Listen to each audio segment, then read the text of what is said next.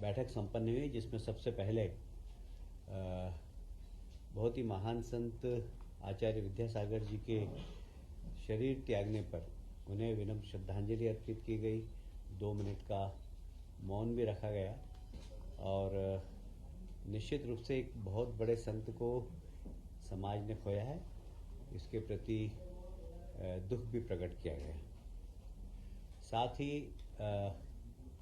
अयोध्या में भगवान रामलला का मंदिर जो बना है वह निश्चित रूप से इस देश के लिए बहुत गौरव की बात है और विशेषकर हमारे सांस्कृतिक गौरव को बढ़ाने वाला है। और इसलिए देश के प्रधानमंत्री को एक धन्यवाद पत्र भी कैबिनेट के माध्यम से दिया जाएगा। आप सभी जानते हैं कि उज्जैन में कार्तिक मेला काफ़ी समय से लगता आ रहा है और पर इस बार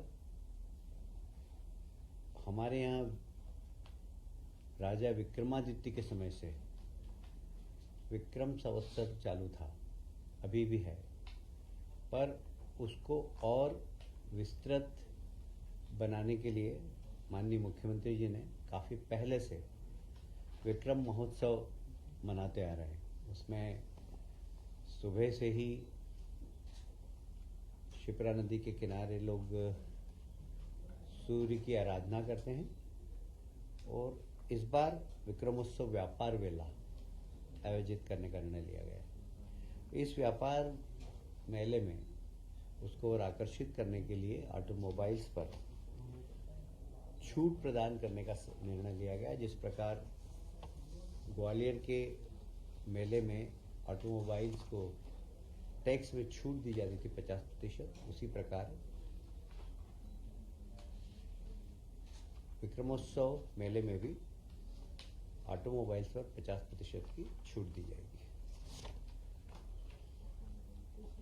ठीक है।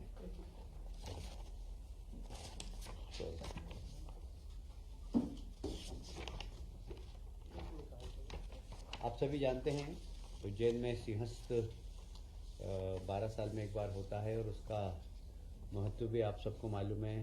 उसकी तैयारी भी हम पहले से ही करते हैं। माननीय मुख्यमंत्री जी ने इसमें 2 बैठकें ले ली है और उसमें काम भी चालू कर दिए हैं। तो अभी प्रथम चरण में इंदौर उज्जैन जो रोड है, अभी 4 लेन है, उसको 6 लेन करने का निर्णय लिया है। और ऐसे ही उज्जैन और इंदौर के बीच में एक हाथों से पैरेलल रोड बने, उसकी भी तैयारी चल रही है। तो एक इंदौर उज्जैन मार्ग को 4 लेन से 6 लेन करने का निर्णय लिया। इसकी लागत लगभग 1700 करोड़ के आसपास होगी और यह पूरा पीपीपी मॉडल किया जाएगा।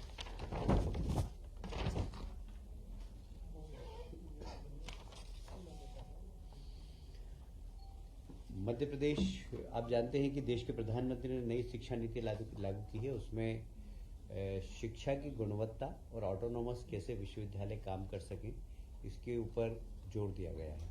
तो इसलिए बड़े बड़े विश्वविद्यालय को छोटा करना, उसको ऑटोनॉमस बनाना और यहाँ तक कि नई शिक्षा नीति की कल्पना तो ये है कि कॉलेज भी ऑटोनॉमस बने और क्वालिटी एजुकेशन के लिए वे स्वयं एग्ज़ाम भी ले सके। इस प्रकार की सही नई शिक्षा नीति का जो प्रावधान है वही है।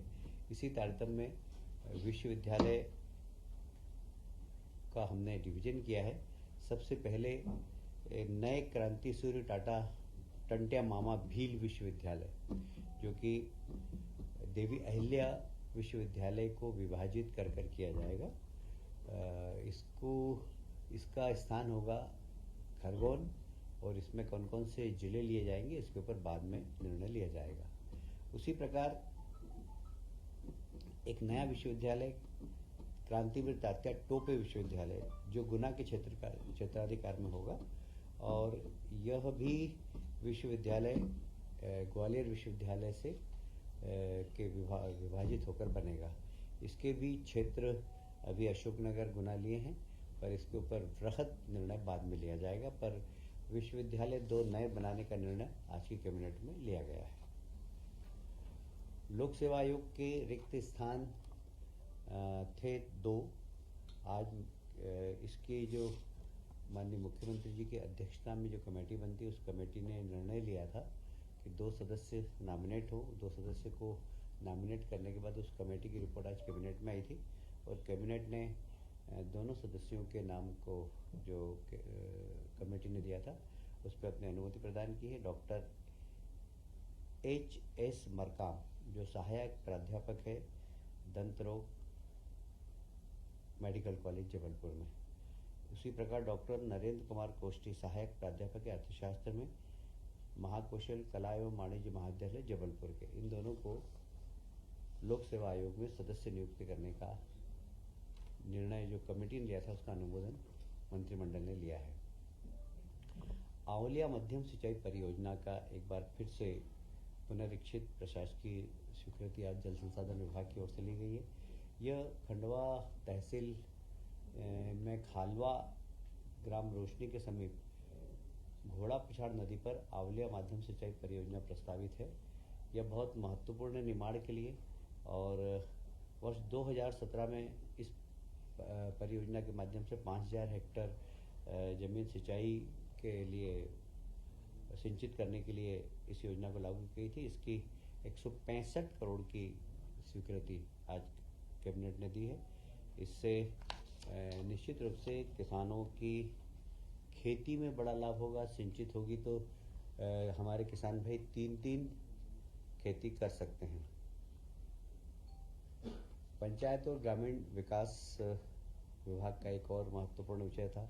आप सभी जानते हैं कि अभी माननीय मुख्यमंत्री जी ने फोकस किया है अधोसंरचना विकास के लिए और इसलिए उसके पूंजी बन में जो निर्धारित सीमा थी उसको बढ़ाने का निर्णय लिया गया है और ये करीब 500 करोड़ का इसमें प्रावधान किया गया है। आज की बैठक के जो निर्णय है वो यही थे।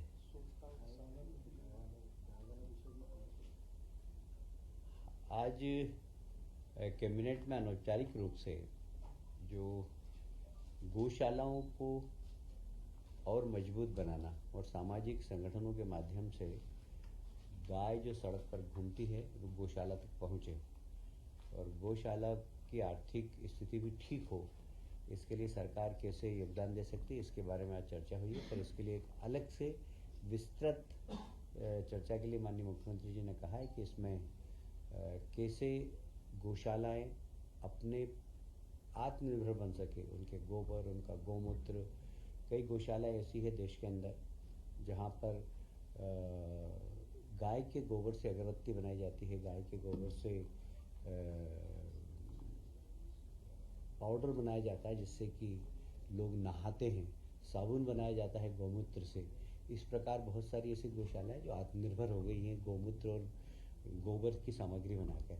हम उन गौशाला का अध्ययन भी करेंगे और गौशालाएं कैसे मजबूत हो इसके लिए सरकार काम करेगी।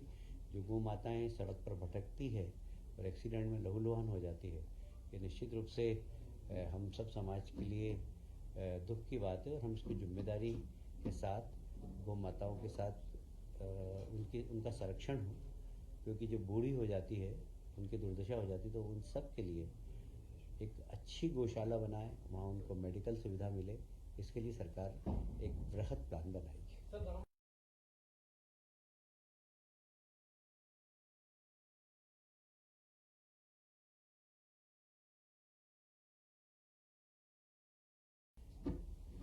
आज शुरुआत में ही कैबिनेट ने देश के प्रधानमंत्री को धन्यवाद दिया है कि भगवान राम का मंदिर जो बना है ये हमारे देश के आत्मगौरव को बढ़ाने वाला निर्णय है और निश्चित रूप से देश की जनता बहुत प्रफुल्लित है और मध्य प्रदेश की कैबिनेट ने भी माननीय प्रधानमंत्री जी को धन्यवाद दिया।